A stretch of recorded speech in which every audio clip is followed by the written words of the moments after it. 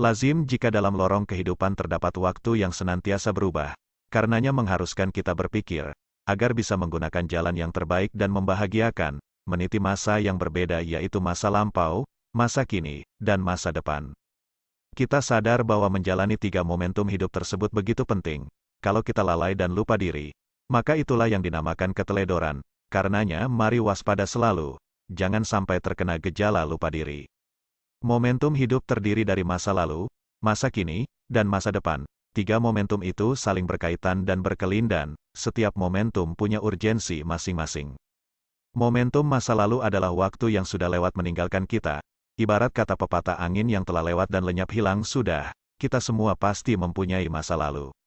Masa lalu sifatnya beragam, ada yang menyenangkan, ada yang tidak menyenangkan, ada juga campuran dengan sebutan pelangi kehidupan, semisal mozaik yang berwarna-warni.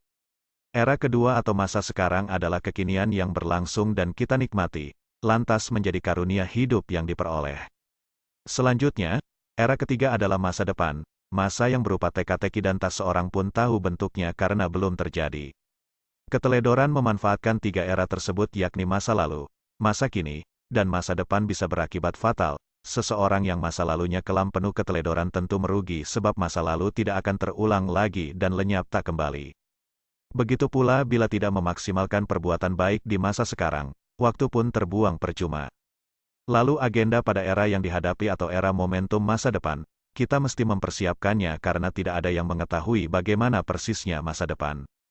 Islam mengajarkan agar manusia selalu ingat dengan waktu. Dalam surah Al-Asyr ayat 1-3 Allah berfirman, "Demi waktu, semua orang akan mengalami kerugian, kecuali orang beriman yang beramal salih dan saling menasehati satu dengan yang lain." Ayat ini berkaitan soal waktu agar manusia menggunakannya secara efisien yaitu dalam meningkatkan keimanan, berbuat baik, serta saling mengingatkan kepada sesama. Sejalan dengan itu, menurut Buya Hamka terdapat dua hal terkait menjalani hidup dengan amalan yang maksimal. Selalu ingat dengan waktu, lalu mengisi waktu dengan amalan yang baik. Buya Hamka menyarankan agar semua itu menjadi bekal kita. Pada masa yang lewat kita meminta ampun kepada Allah Subhanahu wa Ta'ala atas kealpaan yang kita perbuat, baik yang disengaja maupun tidak. Terhadap era kini di mana kita sedang terlibat, maka kita perlu banyak bersyukur dan mengharap perlindungan dari Yang Maha Kuasa. Tujuannya supaya amalan kita diterima secara baik.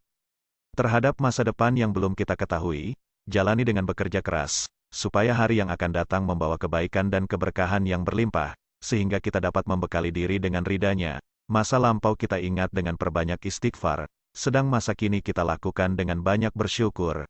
Masa depan kita bekali yang terbaik dengan senantiasa mengingat Allah Subhanahu wa Ta'ala.